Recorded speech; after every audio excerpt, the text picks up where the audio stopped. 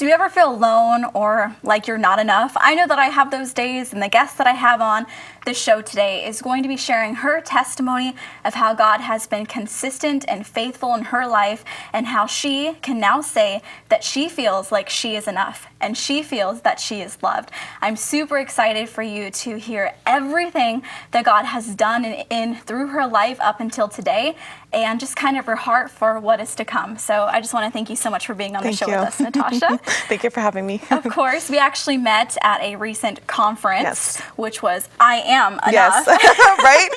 It's perfect. With She Became, which is a women's mentoring 101 program that we both sort of attend. And so if you guys are interested in that, please get in contact with us, because I would love to share that with you and invite you guys to it, because it's an amazing program.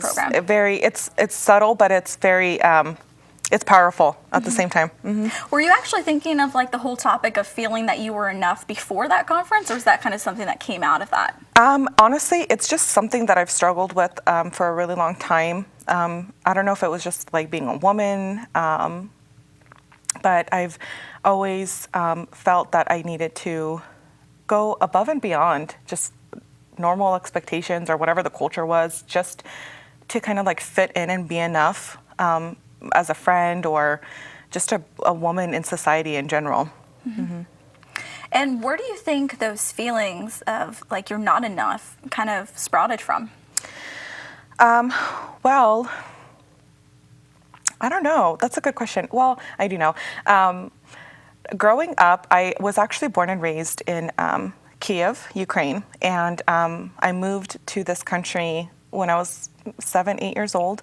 And growing up, I didn't really necessarily fit into the cultural, I don't know how to say it. I didn't fit into like the cultural Ukrainian community, and I had a really hard time fitting in school in general, or just I come from a large family. There were 6 kids total, 2 parents, so there was a lot going on all the time. So I always felt like I was just kind of in the middle of things. I was always there but not there, and I don't know. I've always felt like I said, just kind of like there but not there. Like I didn't really have much of a purpose. My parents just had all these kids, and just I don't know, not enough, basically. Just kind of lonely and in the background a lot. What was schooling like for you? Were you ever like bullied or outcasted? Elementary school was kind of normal. I was a foreign kid, so I did get made fun of for not speaking English properly, or not at all at one point. But it was a turning point when I got into junior high school. It was very difficult for me. I literally went to school one day, and I remember walking up to the group of friends that I hung out with most of the time, and these girls just, I don't know, verbally just attacked me, and I felt so, I don't know, it was just this weirdest feeling, like just shunned. And I actually ended up, I used to be really embarrassed about this, but it was a part of my journey. I ended up eating lunch every single day by myself in the nurse's office for that entire year.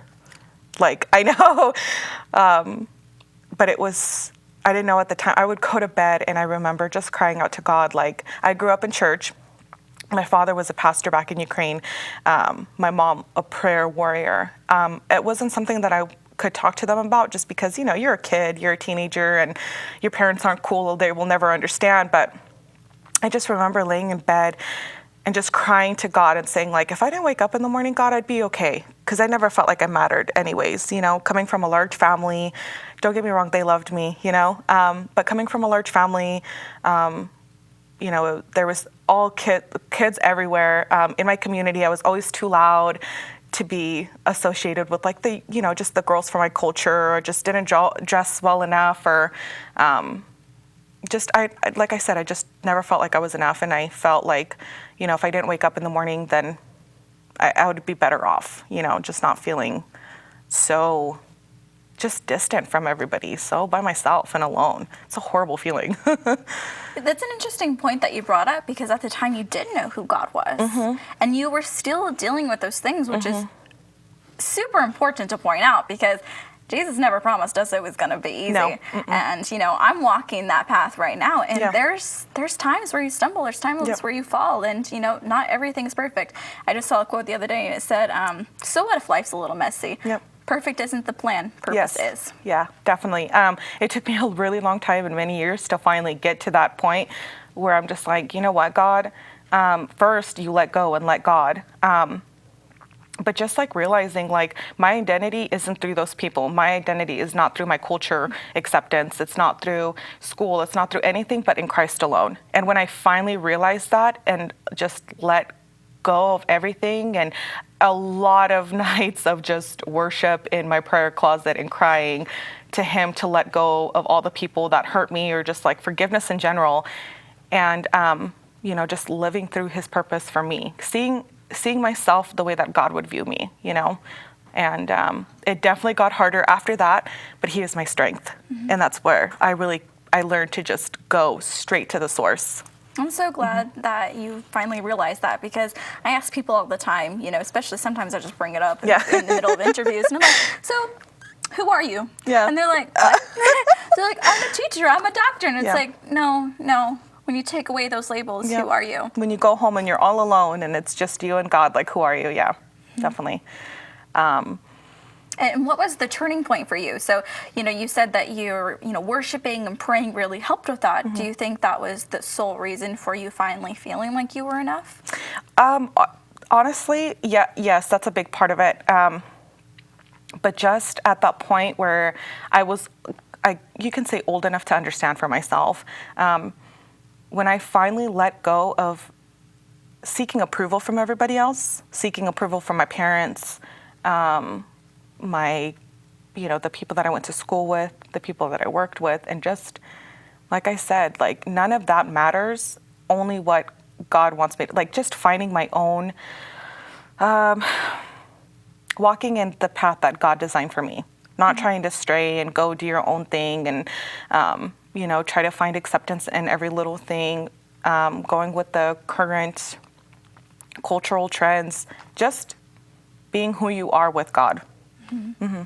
How do you stray away from being a part of what society says, or seeing people on social media and they put off this perfect image to the world? How do you kind of deal with that? Because a lot of the times people compare themselves to people, so how do you kind of prevent yourself from doing that? That's a great question. I actually, beginning of this year, I did a fast and I gave up social media completely. I deleted everything off my phone. And I was just like, you know what, God, until I'm ready to see myself differently, because it's still a struggle. You'll never find the perfect answer to that. But I turned off everything and I stopped seeing the images that I try to compare myself to. And I just gave it to God. I don't know. I just gave it to him. That's it. I know it's easier said than done, but when you come to a point where you're just like desperate for change within yourself and just you want nothing but God, that's when it's different. Last night, I actually forgot my phone charger at work. And I was sitting there, it's like 9 o'clock night, and my phone is at 2%. And I was like searching like anxiously for my charger, and I could not find it. And I was like, great. And I was like, okay, God. That anxiety kicks in. Yeah. And I was like, okay, what are we going to do this time? And it was such a blessing. Yeah. Like at first I was like, oh, I want to, I'll find something else to do, but no, God wanted to use that time, and I was like, okay. But it was like the first time I've unplugged in a way like that. Yeah. Because I've done it like willingly before, but then when you do it willingly, it was just different. I was kind of like, wow, like I just need it so much. And so, he brought a lot of things to clarity, and it was really nice. One of the things was the time of singleness. Yeah. Which is something I feel like a lot of times society makes singleness kind of like this bad thing, like you need to have a significant other, something's wrong with you. Every song we listen to ever now. Yeah. And what's that like for you? Just kind of dealing with that season, because I know there's a lot of women out there who need to hear that they are enough no matter what season they're in. They don't need to be in a relationship to be worth more. You know what? That's so crazy that you said that, because my friend Liz and I were literally talking about this driving up here. And first, it's very, very difficult to be single, I feel like, in this time and age, because we have this need to constantly, just be somebody something. And For the Instagram post. yes, right? So I actually struggled with that a really, really long time. And being the culture that I'm from, if you're not married by like 17 and a half and have like 7 kids, there's something wrong with you.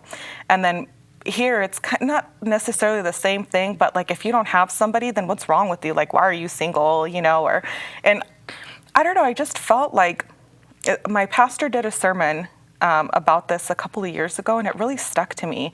And I feel like the more that I get to know myself and the more that God reveals things to me and the more that I fall in love with myself, that's just going to be, it's just better for me, for your future marriage, for your future Amen. relationships, not just with men or, significant others, but just with friends, coworkers. It doesn't matter. Like, you take that time alone to really, really reflect on yourself and to get to know God better. Because what perfect, right? What perfect time to, get to know God a little bit better than when you're single and you have nobody else to talk to but Him. So you true. know? It's so true. Something that He's really put in my heart is the fact that, a lot of times people go into relationships and they think the other person is going to fulfill them. That is the worst misconception ever. Never. Because the fact of the matter is that if we don't go into our relationships or our friendships already fulfilled and already joyful,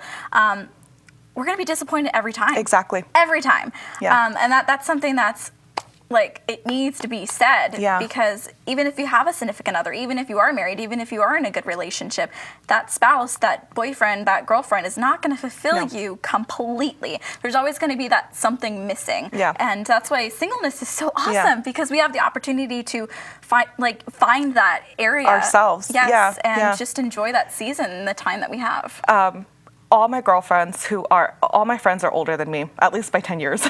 And a lot of them are married and they have children, and they tell me all the time, I am so jealous that you can be single and just do whatever you want. And, it's not necessarily about that, but I just feel like if you're not complete, like, I hate when people say, oh, I found my other half. No, I want to be completely fulfilled who I am within myself with God before I can add anybody to that. And if you don't know yourself and you don't love yourself and you go into a relationship, first of all, nothing is for certain. I know people who have been married for 30 plus years and their husband walks out one day, just wakes up, I don't want to be with you anymore. Like, you have to be, I don't want to say ready for anything like that, but just know that it's just, you have to be good with you and God Your alone. hope and identity cannot be in another person. Exactly. It does not have to be necessarily a boyfriend, girlfriend, husband, or wife, but Friends, parents, sisters, Coworkers, brothers. anything. Exactly. I just recently had, so funny, everything we're talking about now, it's what we talked about on the way over here. But I feel like my pastor a long time ago, my youth pastor, told me that during a sermon, not directly to me, but I felt it, that Holy Spirit, was like, take this down. He said, everybody will fail you. Your parents will fail you. Your husband, your wife, your children will fail you. Your pastor will fail you. Everybody will fail you. We're humans. That's just in our nature. But God will never fail you. And through years of just like experiencing relationships with, like I said, friends, family, coworkers, being in, with your significant other, it doesn't matter. No one is ever going to fulfill that but God, Yeah. I'm so glad we're talking about this because I feel like it's so needed. It's so important, And I'm not like trying to preach to say that what people are doing is wrong. I'm just saying, like, for me personally, this is what the Lord has put on my heart. And it's a beautiful thing to kind of like witness and see, because I'm talking to people and people feel the same way. Like, this needs to be shared. This needs to be talked about. When it comes to your personal journey and walk with God, you do human services, and I'm sure you have a busy life and everything on your own. And what types of things do you do to stay consistent and constantly pursuing God? Well, I actually currently work right now in the foster system. I work with aged youth, so kids that are coming out of foster care, and we're trying to get them independent and whatnot. And one thing that I found is, like, he constantly reminds me throughout the day of like why we need him so much. No matter how good my relationship is with God, I will always find a need for him, whether it's in a good place, a bad place, whether I'm alone, whether I'm with somebody, it doesn't matter. honestly, when you get to a place when you're so in love with God and He's been nothing but good to you, even in the times where you're having dry seasons, where you're having those times where you're like, okay, God, where are you? Like, I feel so alone, even with you. He's never not there. So when you fall in love so hard with Him, you just want more. It's like a never-ending love story with Him. He shows me something new every single day, whether it's me needing to forgive somebody. Just the other day, I hit a roadblock and I was like, God, why am I just so stuck? And He's like, you need to forgive this person from 17 years ago. And I'm like, oh, okay. And it's not easy. It's easier said than done, but I prayed, or you fast, or whatever it is you need to do, and you overcome that. And you're at a whole nother level with God, and you're like, whoa, I don't know. It's just, I'm always going to need Him no matter what, no matter whether I'm happy or sad or whatever, He's my life, Mm-hmm. Yeah. When it comes to your job, are you able to, because I know sometimes like when you work with like different people, you have to kind of pursue how you live out your faith, yeah. And how you be the hands and feet of Jesus in your professional workforce. So how do you do that? I do have clear rules, not clear like they're like, oh, you can't talk about Jesus. I have to stay professional. I know that not everybody believes what I believe or loves Jesus the way that I do. I live through how do I say this? You Lead by example. Mm-hmm. I just love, when I was growing up, that's the thing that I needed most from people, that I felt that I needed most from people. I felt like I wasn't loved or whatever the reason was. But now it's just like God, in the Bible, it says, don't be judgmental. Do not, and that's exactly, like, I just try to live by that. I'm not judgmental. I will listen to you. If you need some advice, I will give it to you. But just living as an example, and just, in the back of my mind, sometimes I'm just praying in the Spirit, or on my desk, I have like a little bit of anointing oil. So if I ever need to bust it out, it's there secretly, where I'm just like rubbing on my hands, like, great, nice to talk to you, But yeah, just living an example. We're never going to be perfect. I know this. I'll never be perfect. I mess up all the time, every single day. Me too, sister. Yes. Let's just preach that, put that out there. Nobody will ever be perfect, but that's the beauty of it. Jesus came because He loved us, not that so we could be loved by Him. So.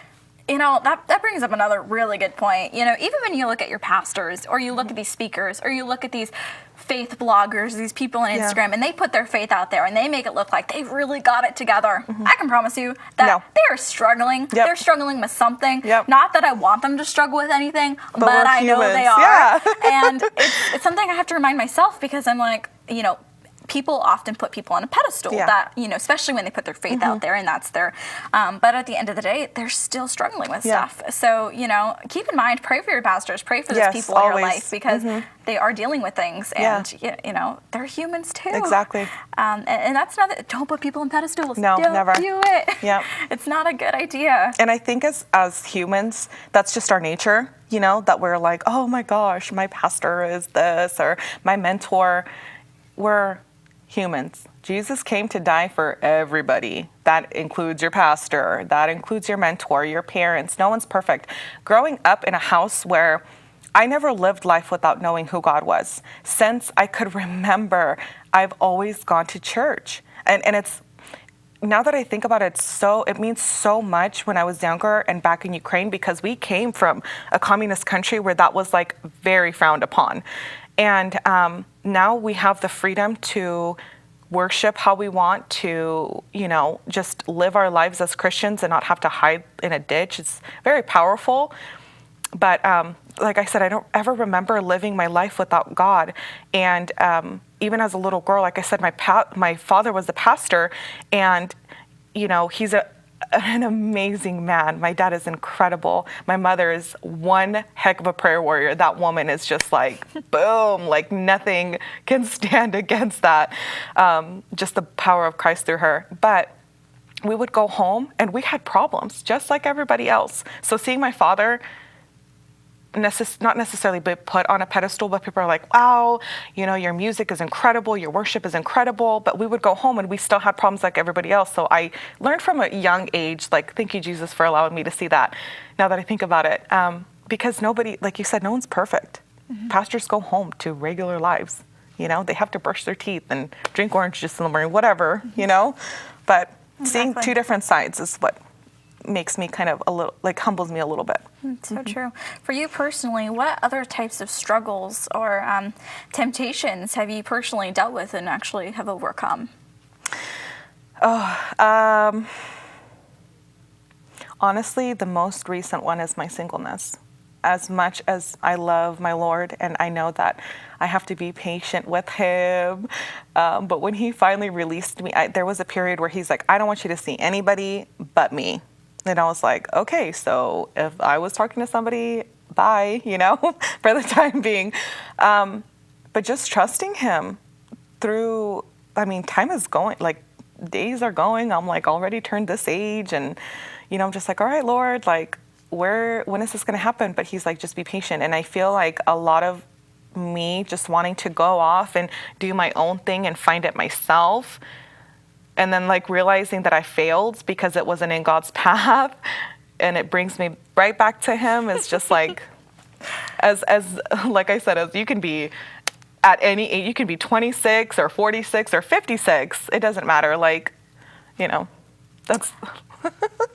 I'm still young myself, but just, seeing people I go to high school with and they have that relationship and they're becoming mothers. And and like, I want to be a mother one day. Yeah. And I'm like, God, like, and once again, just be patient. Yeah. And it's one of the main things too is some people go into things, especially myself, is like you get hurt so many times that you're almost scared to kind of put yourself out there. Yeah. And I feel like if you're living your life in fear, then you're not completely trusting in God. That's a problem. And you can't have worry but trust God at the same time. You can't. Isn't it's either crazy? one or the other. Yeah. It's crazy. So like whenever I'm worried or stressed out, I'm like, oh my, you need to get back on track, girl. Yep. Like you kind of off a little That bit. was me today. And I had to just learn to just say, you recognize that? And you're like, you know what? You're right, Jesus. A long time ago, because I have struggled with this since I was a really, really young. I always had this weird thing where I was just like, I'm not pretty enough. Like, all these girls are so beautiful around me and they have boyfriends. Again, that need of like having somebody to justify who you are.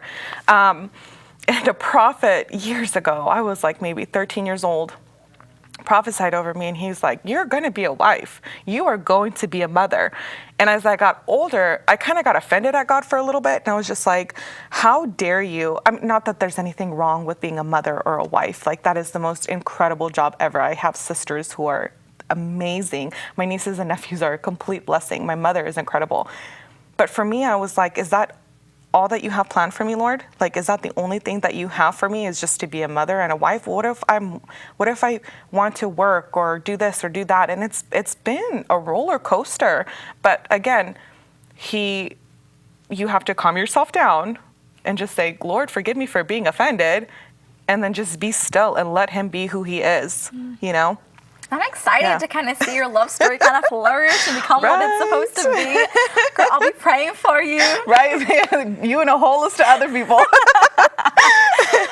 And then, you can pray for me too. Of course, yes. And if any of you are ladies or men out there, if you guys need some prayer too, let us know. We will pray for you. Yeah, actually, we have some contact information of Natasha's that we'll go ahead and put up on the screen for you because, we all need some prayer. Yes. We all need some more patience. If you need anybody to talk to, I've been through so much. Let me know. What other stuff have you been through? Right? No, really. Okay.